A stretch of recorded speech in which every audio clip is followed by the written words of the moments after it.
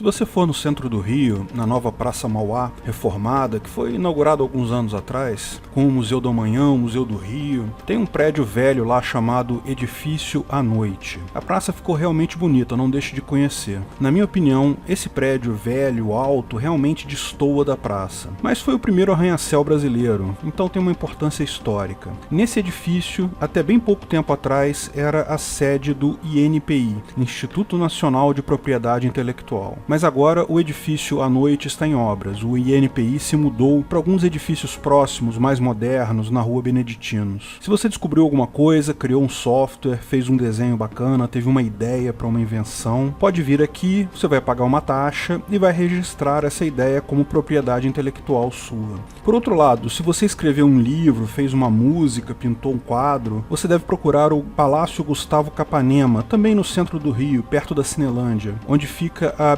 Biblioteca Nacional, o setor dela para registro de direitos autorais aqui no Rio de Janeiro. Lógico, outras grandes cidades no país e no mundo todo têm locais similares para o mesmo propósito. Patentes e registros de autoria são dois tipos de propriedade intelectual. Mas o que é exatamente propriedade intelectual?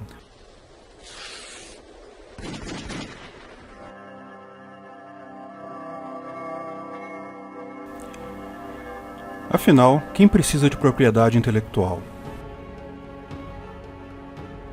Os primeiros registros de patente remontam à Renascença, em Florença, na Itália, na época dos todos-poderosos Medicis. Mas, formalmente, a primeira lei estatal concedendo propriedade intelectual foi o Estatuto de Ana, elaborado pela rainha Ana na Inglaterra em 1710, que estabelecia uma pena para quem fizesse cópia de livros. Era um penny, um centavo na época, por cada página copiada, mais o confisco da publicação. Os Estados Unidos acharam bacana a ideia e botaram isso na Constituição deles também, tanto que logo em seguida teve a primeira patente americana em 1790. Bom, no Brasil a coisa demorou um pouquinho mais. Na época do Brasil colônia, era proibido fazer qualquer coisa aqui. Mas com a chegada da família real portuguesa em 1808, Dom João VI criou o Alvará do Príncipe Regente, que era sobre propriedade intelectual. E a primeira patente foi registrada em 1822. Era uma máquina de descascar café. A ideia da propriedade intelectual é simples. A sociedade quer que autores produzam livros, quer que pessoas inventem coisas. Então ela faz um acordo com esses autores e inventores. Você inventa alguma coisa útil e agradável para a sociedade e a gente vai te dar um papel, um documento chamado patente ou registro de direito autoral que te garante o direito de explorar exclusivamente, de forma monopolista, essa ideia sua por um determinado período de tempo.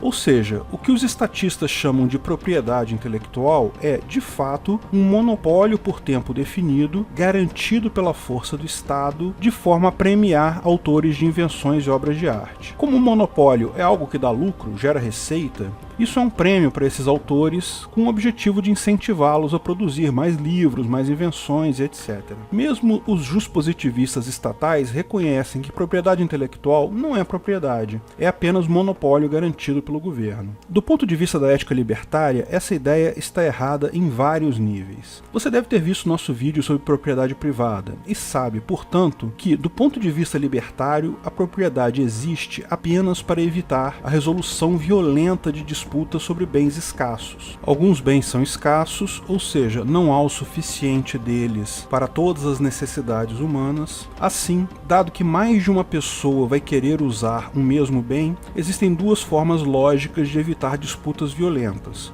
Ou uma hierarquia, um governo, decide quem vai ficar com esse bem escasso, ou o primeiro que pegar, fizer uso, misturando seu trabalho com o bem, delimitar e defender aquele bem, é o proprietário. Como entendemos que governos e hierarquias de força são eticamente indefensáveis, a ética libertária defende exclusivamente o último método, a propriedade privada jusnatural. A questão é que ideias não são escassas. Uma mesma ideia pode ser copiada sem perda do conteúdo original, portanto sem diminuição da propriedade. Uma mesma música pode ser copiada quantas vezes for necessária, sem que o original tenha qualquer perda de valor. Lembre-se, deixar de ganhar não é o mesmo que perder. Dizer que a ideia perdeu valor porque eu vou deixar de ganhar algo com ela é um conceito econômico derivado do ordenamento legal atual, o que levaria à lógica circular.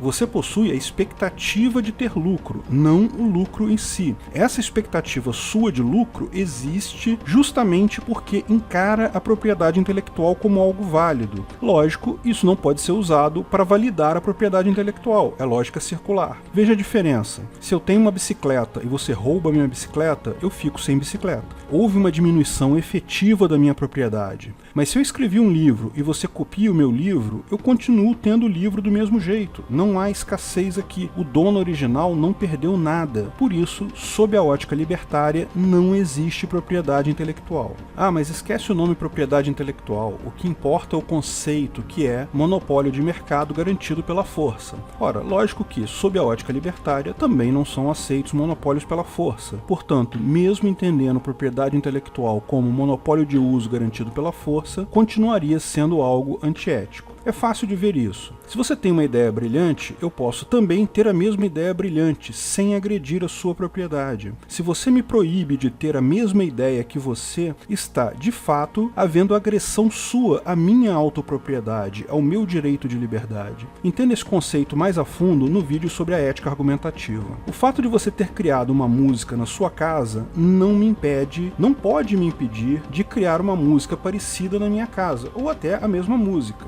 Agora, é importante levantar um ponto aqui. Embora a propriedade intelectual sobre a ideia em si não exista, a propriedade sobre o meio físico em que a ideia está registrada existe. Meios físicos, como os discos rígidos de computador, cartões de memória, ou mesmo o papel onde o livro está escrito, são coisas escassas e, portanto, são propriedade privada de alguém. Vamos supor que eu acabei de escrever um livro. Eu sou um cara muito antiquado, então escrevi ele todo em máquina de escrever. O que eu tenho agora é algo chamado manuscrito, um maço de papel com texto escrito sobre ele. A ideia do meu livro, o texto em si, a combinação de letras e palavras em determinada ordem, não é minha propriedade, mas o papel e a tinta são. Isso significa que se você pegar esse manuscrito sem o meu consentimento, ou seja, se você roubar esse manuscrito e copiar ele, você violou sim a minha propriedade, mesmo que devolva ele depois. Durante um período de tempo, eu não tinha mais o meu manuscrito. Você agrediu minha propriedade, não pelo ato de copiar as informações, mas pelo ato de usar o papel e a tinta, que são minhas, sem o meu consentimento. Ah, mas então você está dizendo a mesma coisa? Está validando a propriedade intelectual do mesmo jeito? Só está usando um subterfúgio para isso, uma desculpa?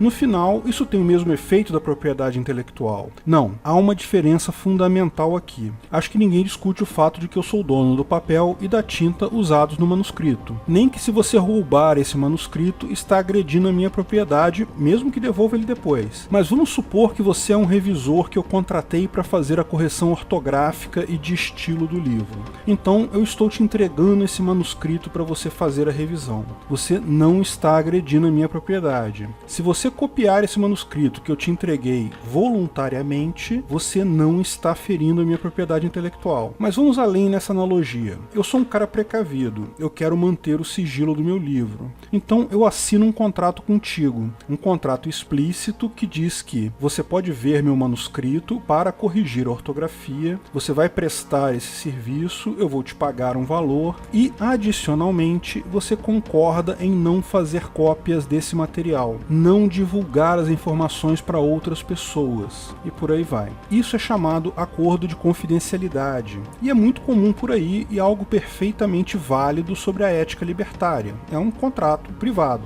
Se você, como revisor, quebrar esse contrato, evidentemente isso é quebra de contrato. Isso faz jus à indenização como qualquer quebra de contrato. Se é um contrato bem feito, já deve conter até a penalidade para quebra das cláusulas do mesmo. E eu posso executar isso na justiça privada. Mas suponha que, depois de você ter feito o serviço de revisão, mas antes de eu publicar o meu livro, eu encontro um camelô na rua vendendo cópias do manuscrito do livro do Peter Turguniev. Aí eu dou uma olhada e vejo que é exatamente o meu manuscrito. No ancapistão, eu posso processar você, meu revisor, porque tudo indica que você quebrou o contrato. Você fez uma cópia do meu manuscrito manuscrito e o distribuiu. Vou ter que provar no tribunal privado que foi você, e não eu, ou outra pessoa que tenha tido acesso ao manuscrito que o divulgou, que você divulgou isso conscientemente, ou, no mínimo, não tomou cuidado suficiente para evitar que outras pessoas copiassem essa informação. Mas o meu processo é contra você. Eu não posso processar o camelô. Eu não tenho nenhum contrato com ele. Eu não posso processar nenhuma das pessoas que comprou o meu manuscrito daquele camelô, porque eu não sou dono do texto, das ideias. Eu sou dono apenas do meio em que essas ideias estavam escritas. Hoje, com a propriedade intelectual do Estado, eu posso sair processando todo mundo. Posso mandar prender o camelô. Essa é a diferença. Prender o camelô é errado, porque a propriedade intelectual não existe. Mas ainda é muito comum ver respostas para a questão utilitarista da coisa.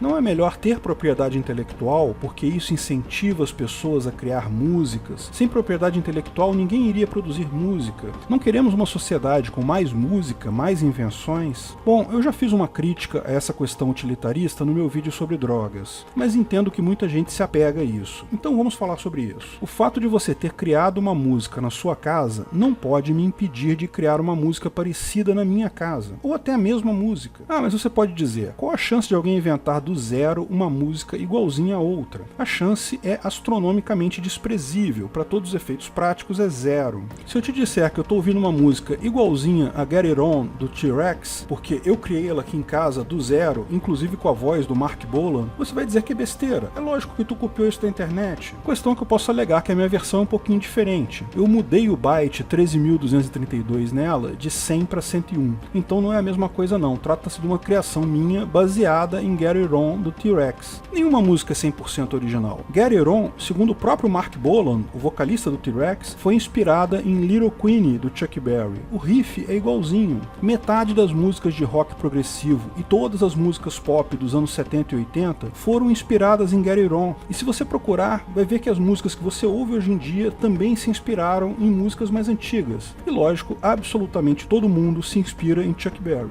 Ok, eu admito, mudar um único byte pode não qualificar como uma nova criação. Mas afinal, quantos bytes precisa mudar? E se uma música tiver um único byte igual a uma outra música? O fato é, o direito autoral hoje é extremamente restritivo. Uma frase, um pequeno pedaço já é considerado cópia. E esse é um dos pontos negativos da propriedade intelectual. Porque o suposto dono da ideia pode te proibir de usar ela. E como inúmeras músicas são baseadas em outras músicas e filmes são baseados em outros filmes, isso significa menos músicas e menos filmes, não o contrário. Se o propósito da propriedade intelectual é incentivar mais filmes, mais músicas, o seu efeito é exatamente o contrário. Veja o caso da Disney e a Branca de Neve. Branca de Neve é um conto histórico, antigo, não protegido por direitos autorais. O pessoal da Disney pegou esse conto histórico e criou um filme, um desenho animado que fez muito sucesso. Só que hoje eles protegeram isso com direito autoral. O resultado disso é que se você fizer um filme Branca de Neve hoje em dia, baseado no conto original, mesmo que não seja igualzinho ao da Disney, provavelmente vai ter elementos em comum.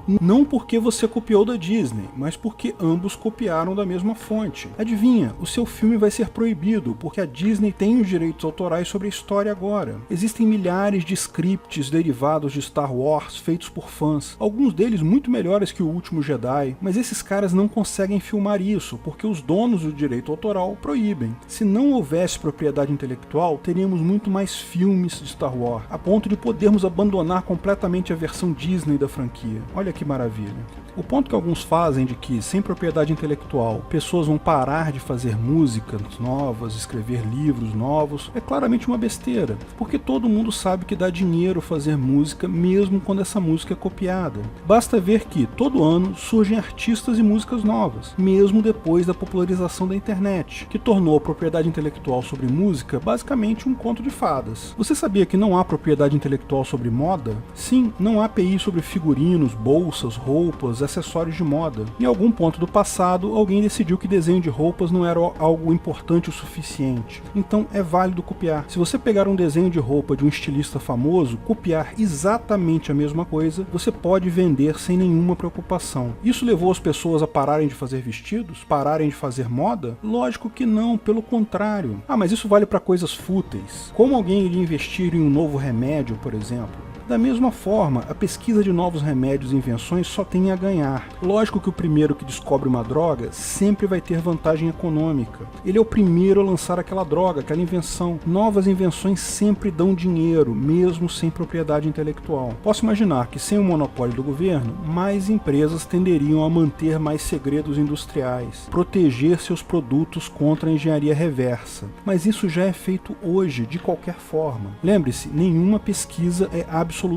única. Quando uma pessoa consegue uma patente, ela está, em última análise, destruindo o trabalho de outras pessoas que estavam igualmente perseguindo aquela patente, só que ainda não tinham avançado o suficiente. Isso é um dos maiores custos que os pesquisadores levam em conta. Esse custo não existe mais sem a propriedade intelectual. Há um argumento que eu considero válido, é que a propriedade intelectual de patentes, na verdade, ajuda a tornar pública as ideias. Eu explico. Se você desenvolve, digamos, um tipo de motor novo no Ancapistão, seu incentivo é manter isso em segredo para ninguém copiar. Você vai manter o segredo disso indefinidamente para toda a eternidade, se for possível. Assim, é pequena a chance de alguém inventar algo novo com base no seu projeto de motor. Hoje no Estadistão, se você inventa um motor novo e registra a patente dele, o governo te dá X anos de monopólio. Você não precisa esconder o seu motor. Outras pessoas podem ver o projeto do seu motor e, eventualmente, até inventar algo novo a partir dele. E, mais que isso, passados os X anos, todo mundo pode copiar o seu motor. Repare que dessa forma a propriedade intelectual age de forma a tornar mais pública a ideia, não o contrário. Mas isso também pode ser contraposto com um fato óbvio que ninguém consegue esconder uma invenção por muito tempo. Você consegue esconder ela por algum tempo,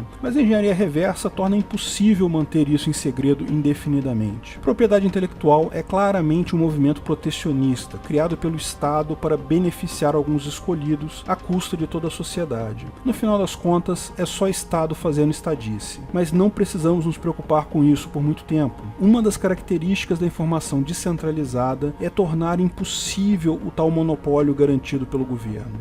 É o que se vê na prática, as pessoas já ignoram isso hoje. Os criadores, autores e inventores já atuam de forma a proteger suas invenções da mesma forma, sem contar com o Estado. A queda da propriedade intelectual é tão inevitável quanto o surgimento do anarcocapitalismo. Se você gostou do vídeo, não esqueça de curtir e compartilhar.